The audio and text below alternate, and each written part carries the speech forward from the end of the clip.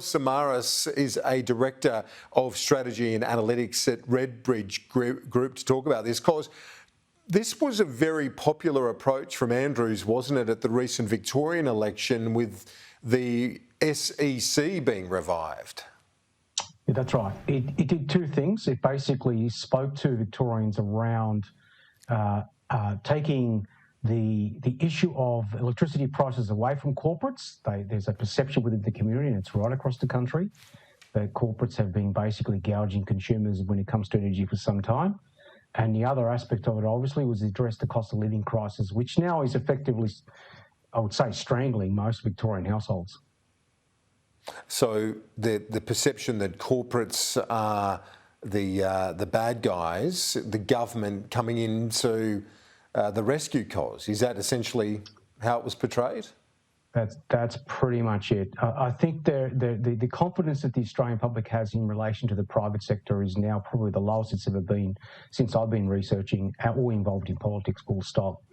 So what Daniel Andrews did back in Victoria was to basically ensure that he was taking back control and giving some of that control back to consumers, and more importantly back to voters when it comes to election cycles.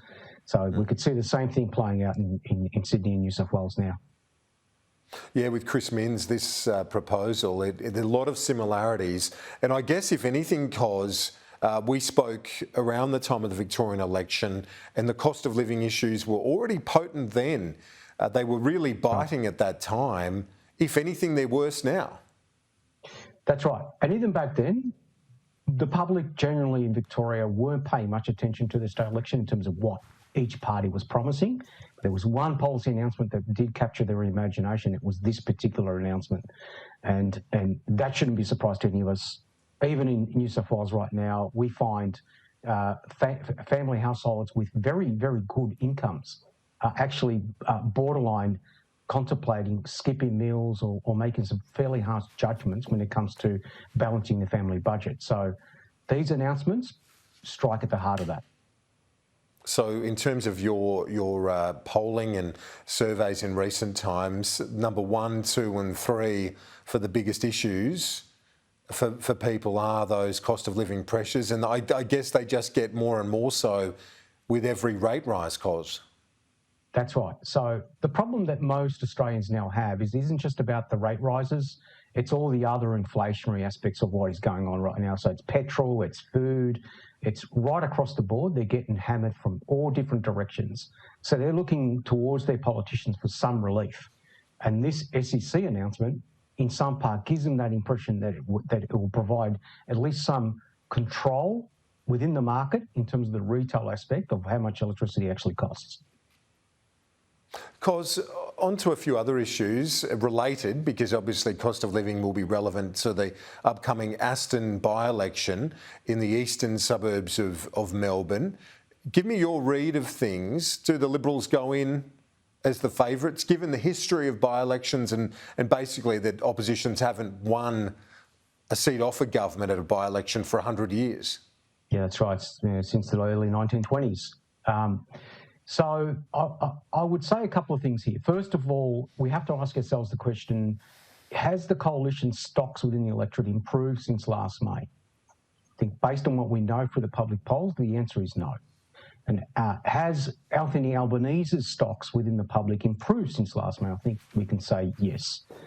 Then we look at the recent public polls, particularly the one that was published this morning in Resolve in the Fairfax newspapers, that the National Liberal Coalition primary vote is at 30%.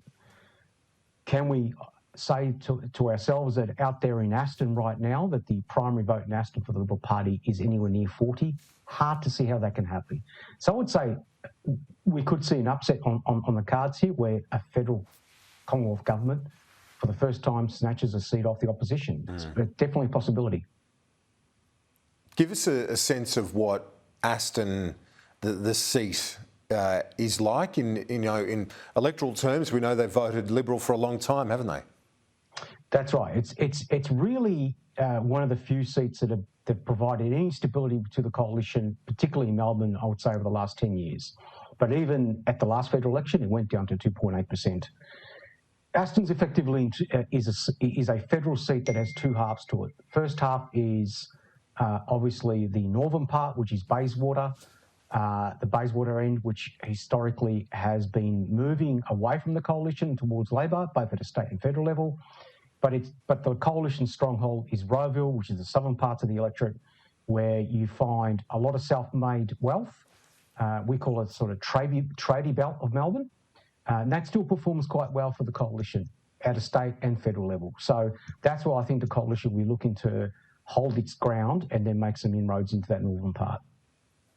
The Liberal Party very keen to, and the leader, to say he wants a woman as the candidate. Would that, I mean, obviously they're trying to get some equity in terms of their representation within the parliament, but is it also a good move in terms of trying to retain Aston? It would be for that northern part. So we do know that in the Bayswater part of the electorate, the one thing that has changed over the last 10 years is an influx of what we will define as millennials, people under the age of 40, looking for cheaper homes. Now in Melbourne, unlike Sydney, you can still buy a home out there in outer eastern suburbs of Melbourne for around $700,000 to $750,000. Versus, you can't find something cheaper in Camden or in Sydney for less than $900,000.